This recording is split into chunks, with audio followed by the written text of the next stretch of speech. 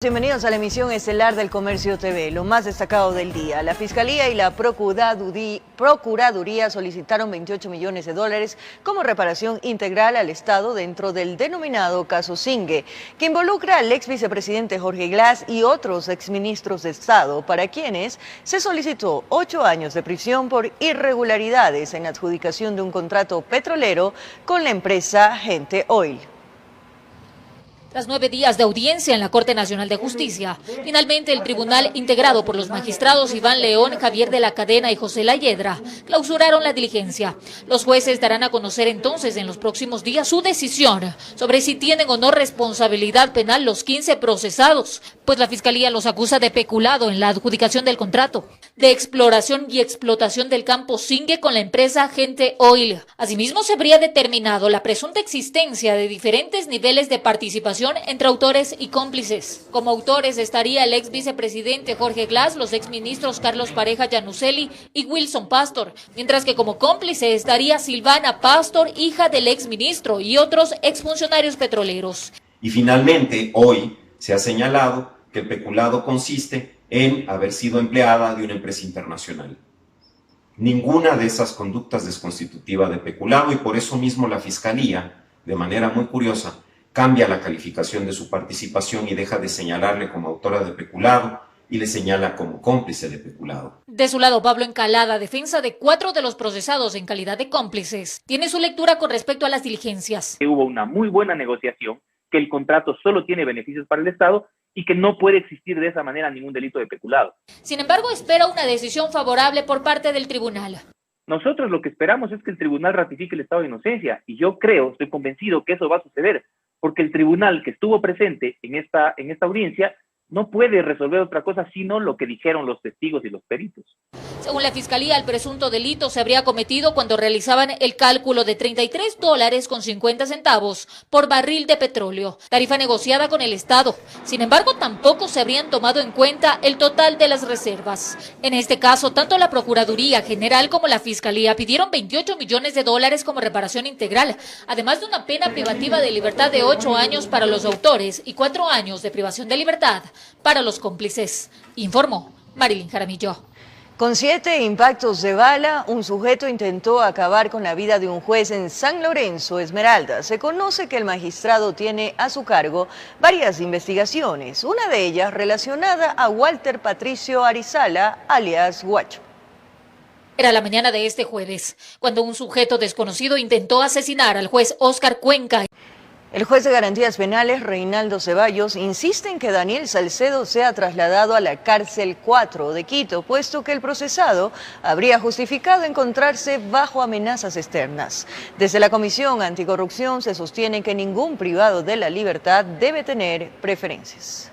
Con esta es la segunda ocasión en la que se insiste en el traslado de Daniel Salcedo, pues el juez de Garantías Penales, Reinaldo Ceballos, con fecha 27 de octubre, tal como consta en este documento, ratifica el pedido hecho por la defensa del procesado y señala que se ratifica íntegramente lo resuelto en la providencia del 14 de agosto del 2020. Esto es disponer el traslado del procesado Daniel Josué Salcedo Bonilla desde el Centro de Privación de Libertad del Inca, de la ciudad de Quito, hasta el centro carcelario número 4. Para evitar que se cumplan los riesgos de tentativa de su seguridad en el lugar donde actualmente se encuentra. Pues el procesado habría justificado, según el documento, encontrarse bajo amenazas externas. Decisión que se toma, pues hay que preservar la salud y la vida del referido, dice el juez Ceballos. Estoy ratificando la misma, prevaliendo la seguridad de dicho ciudadano. Sin embargo, en la cárcel 4 también está recluido Jacobo Bucaram, procesado por delincuencia organizada relacionada también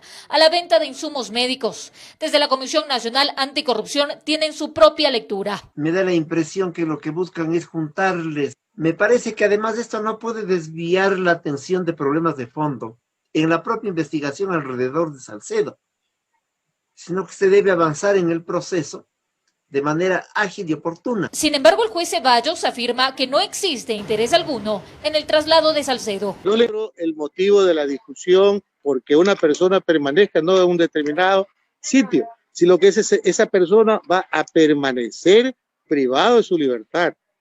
Ahora será la SNAI la encargada del cambio de cárcel. Salcedo permanece recluido en el CDP del Inca desde finales de julio y aún no hay una condena en firme por los delitos de los que se le acusa. La tarde de este jueves se tenía previsto la instalación de la audiencia preparatoria de juicio por el presunto delito de fraude procesal contra Daniel Salcedo y otras 3 personas por su fallido escape hacia Perú, pero dicha diligencia fue suspendida. Informó Marilyn Jaramillo. Dictan prisión preventiva para la madre de los niños envenenados en Pifo.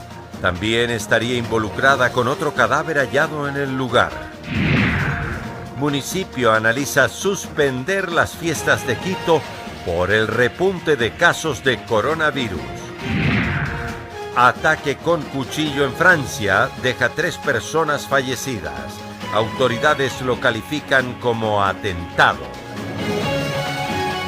Durante un conversatorio virtual mantenido con dirigentes corporativos internacionales, el presidente Lenín Moreno se refirió a varios temas relacionados con la situación económica del país, acciones sobre atraer la inversión y acuerdos con multilaterales. Moreno dejó sentado que una reforma tributaria no será tomada durante su gobierno.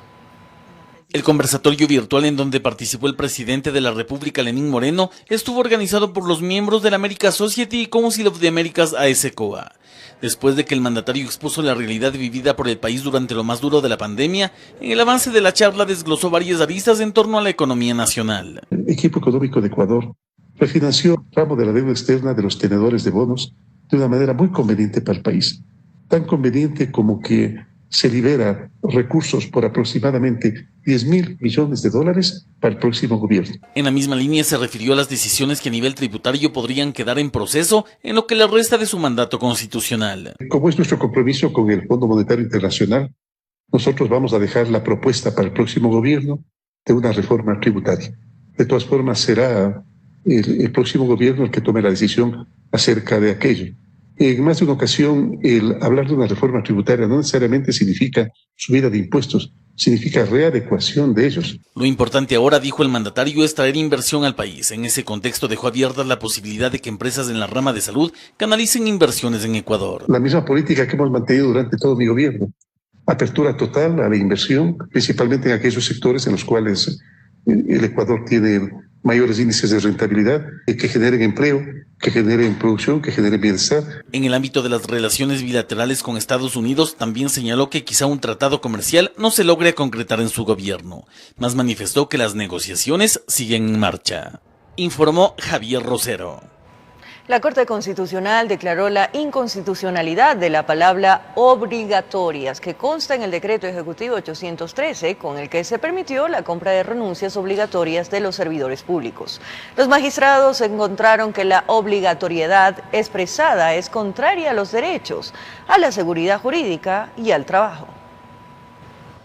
Desde la Federación de Servidores Públicos se aplaude la decisión tomada por los 9 jueces de la Corte Constitucional del Ecuador al declarar la inconstitucionalidad en contra del artículo 8 del Decreto Ejecutivo 813, que incorporó la compra de renuncias con carácter obligatorio en el reglamento. Una buena noticia. Hubiéramos querido que se declare inconstitucional todo para que tenga efectos retroactivos. No ha sido así. El decreto no es nuevo. Este se emitió en 2011 durante el gobierno del presidente Rafael Correa. En el mismo se establecía en las partes pertinentes, por ejemplo, las instituciones del Estado podrán establecer planes de compras de renuncias obligatorias con indemnización conforme a lo determinado. Las servidoras y servidores públicos deberán cumplir obligatoriamente esos procesos aplicados por la administración. Lo relevante de este momento es que ya no se puede argumentar contra la lógica, compras de renuncia obligatorias. De esta manera, el análisis de la Corte Constitucional encontró que la obligación de compra de renuncias contraviene los derechos de seguridad jurídica y el trabajo. En tal virtud, declaró la inconstitucionalidad de las frases que establecen que la aplicación de dicha figura es obligatoria para las y los servidores públicos. Lo importante es que dispone también la Corte que se levante el impedimento que existe para los compañeros que fueron desalojados mediante este mecanismo para reingresar al sector público. El Ministerio de Trabajo tiene que borrar del listado de impedidos a aquellos que fueron indemnizados por este concepto. La Corte señaló que la declaratoria de inconstitucionalidad rige con efectos hacia futuro, por lo que a partir de la publicación del fallo en el registro oficial no existe fundamento alguno para continuar aplicando la condición de reintegro de los valores pagados a los servidores y servidoras que fueron cesados en sus funciones por la aplicación obligatoria de la compra de renuncias con indemnización, informó Javier Rosero. El denominado Pacto Social por la Vida y el Ecuador presentó 8 propuestas dirigidas a los candidatos a diversas dignidades para que sean incluidas en sus planes de gobierno. Son iniciativas ciudadanas en el ámbito económico, social, de salud, entre otros. 8 propuestas que podrían aportar a enfrentar los principales problemas que atraviesa el país. Presentaron cerca de 80 organizaciones de la sociedad civil que trabajaron en mesas técnicas para que sean acogidas por los candidatos a varias dignidades, cuando restan 4 meses para los comicios de 2021. Políticos entiendan y respeten a la ciudadanía. Me parece que ese es un punto central de todo lo que nosotros estamos tratando de presentar. Las propuestas se enfocan en diferentes ámbitos y según las estadísticas, la preocupación de los ciudadanos se ha generalizado por la situación económica. En ese sentido dieron a conocer cuáles serían las alternativas para una reactivación en medio de la pandemia. La agenda tiene que ser trabajar en una reducción razonable, acordada para la reactivación. La tasa de interés, los costos financieros son fundamentales. Le apuestan a las políticas para el fortalecimiento agrario. Sugieren aumentar la inversión pública en el desarrollo de educación y salud rural, además de fortalecer los gobiernos locales. Al desarrollo de una pequeña agricultura sustentable y competitiva. El COVID ha evidenciado la necesidad de desarrollar una agricultura biodiversa. Se suman otras iniciativas, la lucha contra la corrupción, fortalecer el sistema de salud a propósito de la crisis sanitaria, mejorar el acceso a la educación superior, fuentes de empleo, entre otras. Desde los distintos espacios, decir basta a esa corrupción, esa movilización social que tiene que ser amplia, masiva y darse a nivel de todos. El denominado Pacto Social por la Vida y el Ecuador sostiene que es el mejor momento para que la ciudadanía proponga ideas. Informó Priscila Cadena. Galenos rurales denuncian falta de insumos médicos, escasez de medicinas, pagos atrasados, entre otras condiciones en las que se encuentran trabajando en diferentes sectores del país. La Asociación Nacional de Médicos Rurales, que representan de 6.000 a 7.000 profesionales de la salud en todo el país, denuncian las circunstancias en las que tuvieron que laborar durante la emergencia sanitaria. Que en su tiempo nosotros mantuvimos una mascarilla quirúrgica, en este caso las que son de color azul, para una semana completa para atender pacientes COVID, pacientes de emergencia en este caso, pacientes de obstétricas. Entre los reclamos aseguran que todavía existen deudas pendientes con este sector. En cuanto a este tema de remuneraciones, hablamos lo que nos otorga los beneficios de ley también, en este caso décimos acumulados, los bonos geográficos, los bonos de difícil acceso y demás. Ante esta situación, este gremio de médicos ha interpuesto medidas cautelares. Expusimos el tema de la medida cautelar bajo el atropello, bajo las situaciones precarias, como lo venía manifestando ante la situación de todo el tema de la pandemia, los atrasos, las irregularidades, la falta de pago, la falta de escasez de insumos, ante esa cuestión, ante el ministro de Salud. Los profesionales de la salud que laboran en las zonas rurales también reclaman que hayan sido excluidos de la ley humanitaria. A todo esto, hacen los siguientes pedidos a las autoridades competentes. Nosotros estamos solicitando el tema que se dote de los insumos necesarios para poder atender. Aparte de eso, que los fármacos que llegan a los distintos puntos del país lleguen a tiempo. No hay una escasez de medicinas a nivel nacional. Sobre esta problemática, el Ministerio de Salud no se ha pronunciado, informó Valeria Navarro. La Embajada de los Estados Unidos donó a la Policía Nacional 20 vehículos para la lucha contra el tráfico de drogas. En este marco, la ministra de Gobierno resaltó el trabajo de los equipos antinarcóticos que han decomisado cerca de 98 toneladas de droga en lo que va del año. que los resultados en el combate al narcotráfico internacional han sido exitosos, que la coordinación entre Ecuador y Estados Unidos han permitido dar certeros golpes al crimen organizado y al tráfico internacional de drogas, ante lo cual el apoyo norteamericano llegó con la entrega de 20 vehículos. Gracias por sus esfuerzos, ministra, por defender y promover y profundizar la democracia y el Estado de Derecho en el Ecuador. La ministra de Gobierno resaltó entre los logros el hallazgo de pistas clandestinas construidas en zonas costeras utilizadas para el envío de grandes cantidades de droga a mercados internacionales. La policía ha identificado 9 pistas clandestinas ilegales utilizadas para enviar narcóticos al exterior. Que en el decomiso de precursores químicos para la purificación de cocaína han marcado un récord y que la droga incautada llega a las 80 toneladas, que en el año anterior a la misma fecha fueron 64. Llevamos más de 25 toneladas de incautación adicionales a lo incautado durante el mismo periodo el año pasado. También se refirió a las muertes violentas registradas en varias ciudades del país, principalmente en la provincia del Guayas. Para la ministra Romo, todo responde a problemas entre bandas criminales. En el país, una buena parte de los crímenes más violentos que se cometen y que en estas semanas hemos visto incrementarse, tienen que ver con la disputa por territorios y con el control de las organizaciones criminales y sus conexiones internacionales. En la ceremonia agradeció el trabajo policial por cumplir con su misión de velar por la paz y la tranquilidad de los ecuatorianos, pese a las limitaciones logísticas. En Quito informó Iván Casamen. Pese a que se autorizó el libre tránsito para el sector productivo en las modificaciones de la medida Hoy Circula, varios gremios insisten en que se debería eliminar la restricción de movilidad para lograr una reactivación económica. Son más de 30 gremios del sector productivo que están en contra de la medida de movilidad Hoy Circula que rige en Quito y que a partir del 4 de noviembre tendrá modificaciones. En ese sentido vuelven a insistir al municipio lo siguiente. Es que se eliminen las restricciones, se elimine el salvoconducto, volver al Hoy No Circula fuera lo ideal. Esta solicitud se da pese a que los vehículos propios de las empresas del sector productivo, comercial, de servicios y de la construcción no deberán tramitar el salvoconducto, es decir, entrarán en la exoneración de restricción, que para Patricio Alarcón, presidente de la Cámara de Comercio de Quito, es una nueva traba. Es que aún así nos complica. Propietarios de negocios que tienen su vehículo que no está a nombre de la empresa. Entonces, ¿cómo va a ayudar eso a una gran cantidad de gente que se tiene que movilizar? Alarcón considera que la medida de movilidad implica un retroceso en la reactivación económica de la ciudad, con los indicadores en contra. A esto se suma que es la más golpeada por la pandemia del COVID-19. La ciudad este año perderá alrededor de 10.000 millones de dólares. La tasa de desempleo en Quito está en alrededor del 23%. Desde el Consejo Metropolitano se suman voces en contra de la medida y también solicitan la libre circulación, tomando como ejemplo que el transporte público es uno de los lugares de riesgo de contagio.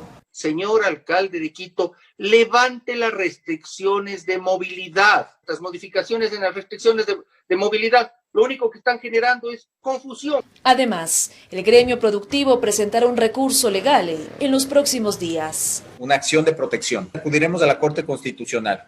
Informó Priscila Cadena. Atención, el municipio de Quito analizará la posibilidad de no realizar festejos por la conmemoración de la fundación de la capital. La próxima semana, las autoridades revisarán los reportes sanitarios y productivos de la ciudad para tomar una decisión definitiva. Por primera vez, Quito conmemoraría su fundación española sin festejos, debido a que la capital lidera la cifra de casos confirmados de COVID-19 en el país. Esta posibilidad ha generado un sinnúmero de reacciones entre los concejales y los sectores productivos. Algunos ediles plantean como alternativa transformar las fiestas de este año en un acto solemne. Un tema sensible en las fiestas de Quito, porque en la pandemia no ha fallecido una sola persona.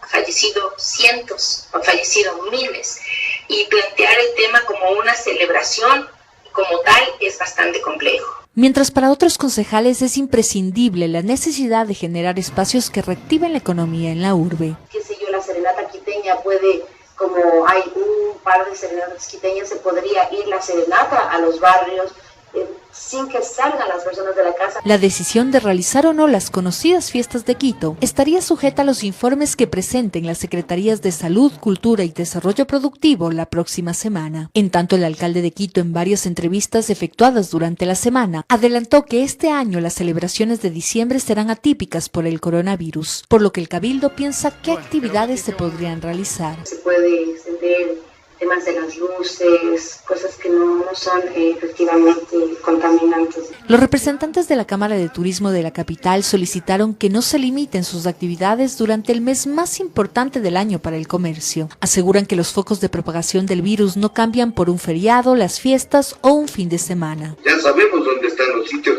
donde se aglomeran las personas y allí es el trabajo que hay que hacer. Para esas personas hay que ayudar a manejar a estas personas. Datos de Quito Turismo contabilizaron que en el 2019, solo en la semana de fiesta, llegaron por las terminales terrestres al menos 93.000 personas y a través de los aeropuertos ingresaron más de 10.000 visitantes, informó Sofía Vintimilla. Autoridades de la zona fronteriza solicitan al COE Nacional que la zona limítrofe con Colombia permanezca cerrada hasta el próximo año. Por otro lado, el país cafetero decidió ampliar por 30 días más el cierre de las fronteras. Por varias horas, los gobernadores de Carchi, Esmeraldas y Sucumbíos analizaron la posibilidad de la reapertura de los ductos internacionales Rumichaca, San Miguel y Mataje. Luego de receptar cada una de las informaciones técnicas, sanitarias y comerciales, determinaron elevar una petición hasta el COE Nacional de que estos pasos permanezcan cerrados por lo menos hasta inicios del próximo año. Comprendemos que Colombia, nuestro país hermano que amamos, queremos todos tenerles ahí unidad, pendientes, pero que nos comprendan. En Sucumbíos, la reactivación económica local ha sido notoria en estos últimos meses. Por ello, se ha establecido un pedido generalizado por parte de las cámaras, los gremios y organizaciones para que las familias puedan recuperarse económicamente y evitar el rebrote de la pandemia. Sucumbíos tiene 2.730 casos de COVID-19. No queremos que la ciudadanía se desmaye, sino más bien poder evitar los rebrotes en nuestra provincia y que se pueda garantizar la salud y la seguridad a nivel de toda la provincia y bueno, ahora como lo estamos haciendo a nivel de todo el cordón fronterizo. La secretaria Sandra Argotti de Planifica Ecuador resaltó que el análisis se lo realizará dentro de los gabinetes y los presidentes de Ecuador, Colombia y Perú deberán tomar una resolución conjunta que no afecte las economías de los países. Hemos trabajado con los 3 gobernadores, los alcaldes y algunos representantes de los sectores para saber cuáles son sus inquietudes en cuanto a la reapertura de las fronteras, tanto norte como sur. Lo estaremos trabajando en los próximos días con el señor presidente y los gabinetes. Por su parte, Iván Duque, presidente de Colombia, emitió un nuevo comunicado. Esto implica ampliar por 30 días más los cierres de frontera para evitar nuevos contagios. A partir del 1 de noviembre, extendiendo hasta el 30 de noviembre el aislamiento selectivo con distanciamiento individual responsable, manteniendo la vigencia de las condiciones actuales. Con imágenes de José Cedeño desde la provincia del Carchi, informa Miriam Enríquez. Más adelante se dictó prisión preventiva para madre de los 2 hermanos envenenados y el asesinato de un hombre. Los detalles en breves minutos. Gracias por seguir en nuestra sintonía. Juez dictó prisión preventiva para la madre de los 2 hermanos envenenados y el asesinato de un hombre cuyo cuerpo fue encontrado en el baño del departamento en estado de putrefacción. La presunta autora material de las 3 muertes permanece internada en una casa de salud. Resulta difícil asimilar lo que una madre pudo hacer con sus propios hijos. Es la presunta responsable de haberles dado a beber una sustancia tóxica que terminó con la vida de 2 pequeños de 9 y 5 años de edad. La progenitora también intentó acabar con su vida ingiriendo el mismo veneno, pero antes brindó la pócima mortal a una señora que le ayudaba en el cuidado de los menores. He realizado una investigación en cuanto a documentos y verificar si tenía algún tipo de atención en el hospital de Yaruquí. Conocemos que la ciudadana se estaba haciendo un tratamiento psicológico. Fueron 4 las personas a las que quiso atrapar en su maldición. La progenitora y otra señora sobrevivieron a la pócima mortal, no así los más pequeños, quienes no resistieron al veneno. Así lo reveló el protocolo de autopsia. La causa de la muerte es intoxicación por una sustancia química que está sujeta a una investigación mediante exámenes complementarios. El tercer cuerpo, que intentó esconderlo en el baño y fue encontrado envuelto en plástico en estado de putrefacción, también habría sido víctima de la mente criminal de la mujer. Era un allegado a su círculo familiar y está plenamente identificado. Estaba reportado como desaparecido. La causa del deceso es una intoxicación y una asfixia por sofocación.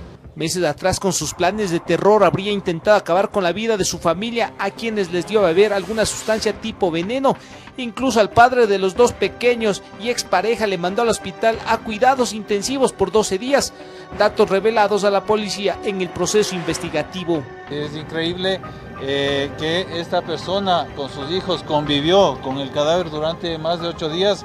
En la audiencia de flagrancia, el juez dictó prisión preventiva en contra de la madre por el presunto delito de triple asesinato, mientras los dos pequeños cuerpos fueron sacados del departamento forense de la policía y en las próximas horas recibirán cristiana sepultura. En Quito informó Iván Casamén. 6 puntos en la ciudad de Guayaquil fueron allanados como parte de las tareas investigativas que lleva a cabo la Fiscalía y la DINASED. El objetivo de las incursiones corresponde a la búsqueda de aquellos autores de las últimas muertes en el puerto principal.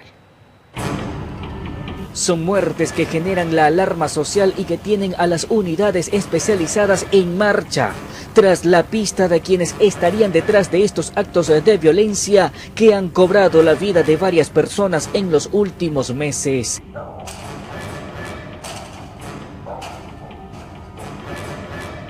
Ante ese accionar salta también la tarea ejecutada durante la madrugada de este jueves. 6 puntos diferentes en la ciudad de Guayaquil fueron visitados por la Fiscalía y agentes de la DINASED, quienes concentraron su operativo en sectores aledaños al suroeste de la Perla del Pacífico. Contra diferentes delitos, precisamente para tratar de que no haya esta clase de ataques a la sociedad. Se tenía conocimiento que al interior de estos inmuebles habitaban quienes serían autores materiales e intelectuales de varios de estos hechos criminales. No se tuvo mayor información sobre los resultados de las incursiones, pero se estima que en las próximas horas se dé a conocer detalles de lo ocurrido en medio de esta operación que agarró dormida a la delincuencia. Así es, efectivamente, la policía no desmaya, ni fiscalía tampoco, en proteger a la sociedad. Informó José Morales. Los suicidios en el país han incrementado en un 3% en comparación con el 2019. El 90% de las causas estarían relacionadas a violencia intrafamiliar y problemas sentimentales. En el Ecuador, el suicidio es la tercera causa de muerte. En el 2019 se reportaron 948 casos y en lo que va del 2020, 977, es decir, un aumento del 3%. Vemos un ligero incremento, pero que está dentro de los índices que tenemos cada año, ¿no? Quienes deciden quitarse la vida en su mayoría son hombres de 18 a 30 años. En menores de 0 a 11 años de edad, la situación es menor pero preocupante, pues al menos 18 niños y niñas han fallecido por esta decisión. Obedece muchas veces a algunos temas relacionados con temas de bullying, redes sociales. Las mayores causas que generan los suicidios son problemas sentimentales y la violencia intrafamiliar. La mayor cantidad de casos se registran en las siguientes ciudades: Distrito Metropolitano de Quito, Distrito Metropolitano de Guayaquil, Azuay, Manabí y Tungurahua como las principales provincias. Notamos que no existe una política pública tendiente a salvaguardar la salud mental de la ciudadanía en general, tanto en lo local como en lo nacional. Psicólogos y psiquiatras insisten en la necesidad de cuidar la salud mental, pues el suicidio es un trastorno depresivo grave. ¿Y qué es lo que le ocurre a una persona para llegar hasta ahí? Pues a veces son síntomas de tristeza, de ansiedad, que no han sido atendidos previamente, o que no han sido visualizados, visibilizados. La pronta atención de estos síntomas es indispensable. ¿Y cómo hacer para cuidar nuestra salud mental? Pues volver a lo cotidiano, a a cuidarnos, por ejemplo, en una alimentación saludable, en tener horarios de sueño regular, en hacer ejercicio, en tratar de cuidar nuestras relaciones interpersonales con las personas con las que convivimos, nuestras relaciones intrapersonales, es decir, con lo que nos decimos a nosotros mismos, con lo que pensamos de nosotros mismos. Si usted requiere ayuda, no dude en comunicarse al 911, informó Valeria Navarro. Cambiamos de tema. La Agencia Nacional de Tránsito, junto con autoridades de control, presentaron el plan Mega Operativos Seguros para este feriado de noviembre, que regulará la movilidad del transporte público y comercial, además de 56 terminales terrestres. A vísperas del feriado nacional por el Día de los Difuntos y la Independencia de Cuenca, la Agencia Nacional de Tránsito, junto con autoridades de control, presentaron el operativo Vías Seguras, para garantizar la formalidad del transporte público y comercial, tanto en la carretera como en más de 50 terminales terrestres a escala nacional. Juan Pasos, director de la ANT, explica cómo funcionarán las operaciones.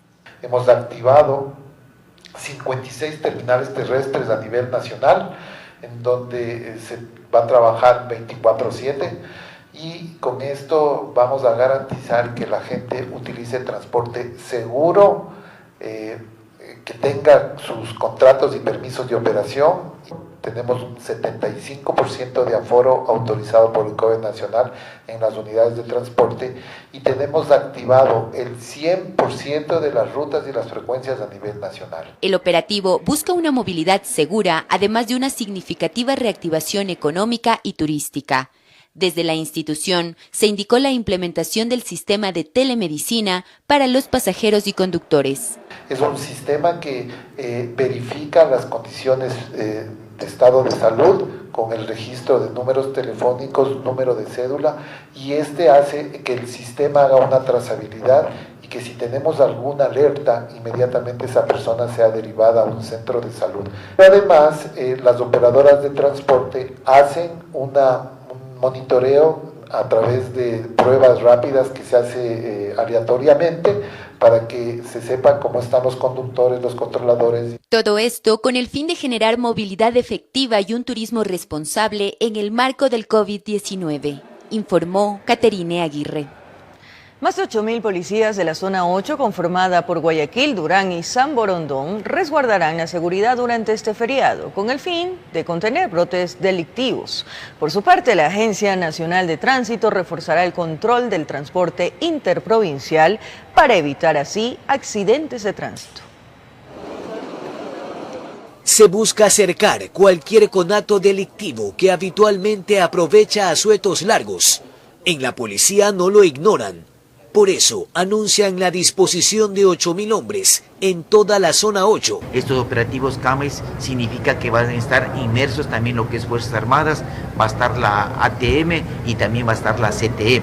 Van a ser operativos conjuntos, especialmente en aquellos lugares en donde la Policía Nacional el año anterior ha tenido inconvenientes. A quienes viajen, los exhortan a solicitar el servicio Casa Segura para poder visualizar movimientos sospechosos o al menos inusuales. Operativos de control tanto de vehículos, de motocicletas y de personas.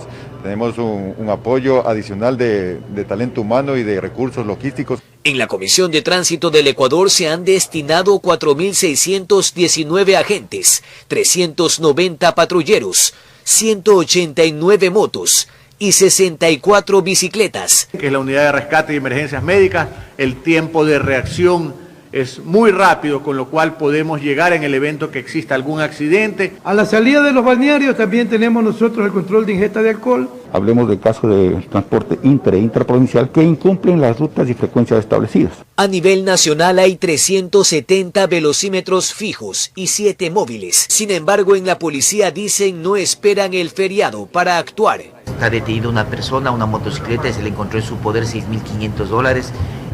Dinero que había sido producto de un asalto a una señora. Informó Jorge Escobar. A raíz de los constantes robos de bicicletas, organizaciones de ciclistas realizaron un plantón para solicitar mayor seguridad. Ellos fueron recibidos por la ministra María Paula Romo, quien anunció que presentará un plan de seguridad para este gremio.